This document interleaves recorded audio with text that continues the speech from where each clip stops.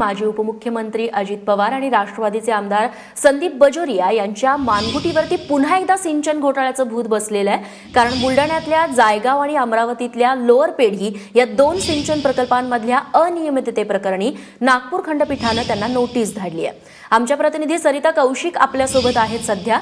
सरिता, या नोटिशीला कधीपर्यंत उत्तर द्यायचंय? ही जी नोटीस आहे ही जिलाव आणि निम्न पेढी असे हे प्रकल्प आहेत आणि या प्रकल्पांमध्ये ज्या काही इरेग्युलॅरिटीज झाल्या त्या बद्दलची ही नोटीस त्यांनी हायकोर्टानं दिलेली आहे। अतुल जगताप नावाचा याचिकाकर्ता आहे, त्यांनी ही याचिका दाखल केलेली आहे।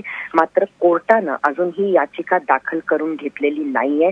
या नोटीस बिफोर ऍडमिशन आहे। सप्टेंबर महिन्यामध्ये पहिल्यांदा या बद्दलची याचिका ही हायकोर्टामध्ये आली होती।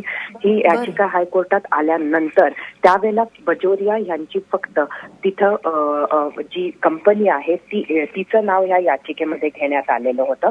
मात्र काल अतुल जगताप यांनी अजित पवार आणि स्वतः संदीप बजोरिया ह्या दोघांचीही नावं त्यात घ्यावे असं म्हटलेलं आहे। त्यामुळे नोव्हेंबर 25 पर्यंत या दोघांना सुद्धा उत्तरे द्यायला सांगण्यात आलेली आहे। याचबरोबर ज्यांची नावं आधी होती त्यामध्ये सरकारही आहे, या सगळ्यांना सुद्धा उत्तरं कालपर्यंत द्यायची होती। मात्र या सर्वांनी सुद्धा आपली वेळ वाढवून मागितलेली आहे। निश्चित सरिता, धन्यवाद तुम्ही दिलेल्या माहितीबद्दल।